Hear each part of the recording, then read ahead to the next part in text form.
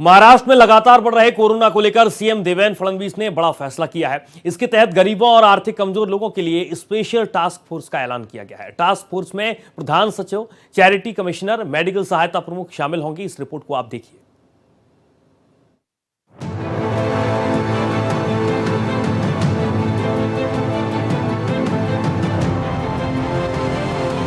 देश में कोरोना का रोना फिर से शुरू हो गया है। वहीं महाराष्ट्र में कोरोना फुल फ्लो में है। ऐसे में महाराष्ट्र के सीएम देवेंद्र फडणवीस ने एक बड़ा फैसला लिया है, जिसके तहत गरीबों और आर्थिक रूप से कमजोर लोगों के लिए स्पेशल टास्क फोर्स का ऐलान किया गया है। इस टास्क फोर्स में प्रधान सचिव, चैरिटी कमिश्नर, मेडिकल सहायता प्रमुख शामिल होंगे।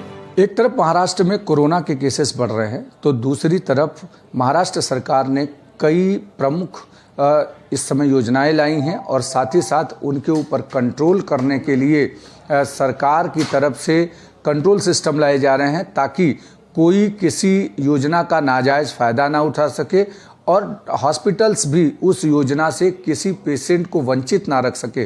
जाहिर है, इस योजना से मरीजों को काफ़ी लाभ पहुँचेगा।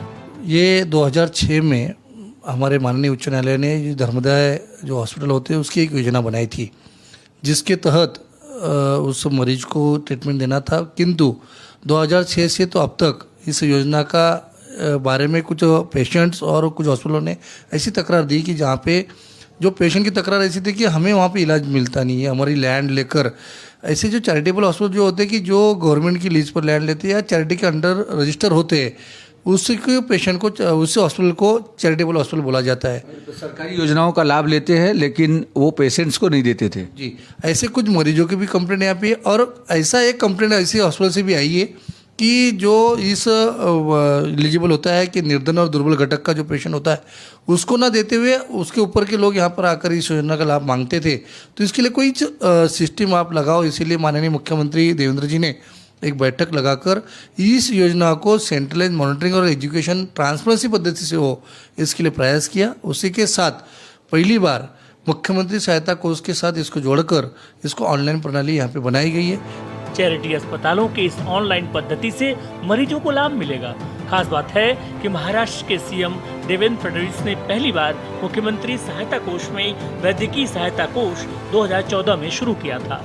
आप सभी को मालूम होगा कि देवेंद्र जी ये दूरदृष्टि वाला नेता है कि मुख्यमंत्री सहायता कोष में वैद्यकीय सहायता कोष का पहली बार 2014 में उन्होंने शुरू किया।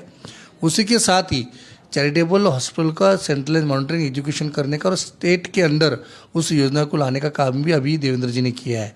तो आपने जो बोला है, इसको सभी चीज़ों को मद्देनज़र रखते हुए देवेंद्र जी ने ऐसे इस योजना की अमलबजावनी प्रभावी से हो।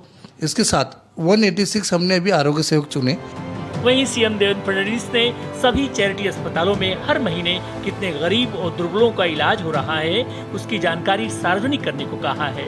वहीं महाराष्ट्र डॉक्टर काउंसिल से कहा है कि सभी डॉक्टरों को निर्देश दें कि वो किसी भी मरीज का इलाज करने में टाल मटोल न करें। हर पेशेंट को किस तरीके से जाना है, क्या इलाज कराना है और उसके लिए किस डॉक्यूमेंट्स की ज़रूरत होती है, और ख़ास करके महाराष्ट्र के लोगों के लिए एक प्रमुख चीज़, कई बार इनकम सर्टिफिकेट को लेकर के वो परेशान रहते हैं। उसमें महाराष्ट्र सरकार ने 3 प्रमुख चीज़ें कही हैं। आपके पास अगर पैन कार्ड है तो भी आपका इनकम सर्टिफिकेट दिखेगा। अगर आपके पास आधार कार्ड के साथ साथ आपका राशन कार्ड है तो भी आप राशन कार्ड में, चाहे वो गरीबी रेखा के नीचे का राशन कार्ड हो या ऑरेंज राशन कार्ड हो, वो इस्तेमाल कर सकते हैं, या तहसीलदार से मिला इनकम सर्टिफिकेट का इस्तेमाल कर सकते हैं। इस तरीके से तमाम योजनाओं को लाभ देने के लिए शर्तें रखी गई हैं, जिससे सही समय पर सही इलाज संभव हो सके। वीडियो जर्नलिस्ट रोहन के साथ अभिषेक पांडे, भारत एक्सप्रेस, मुंबई।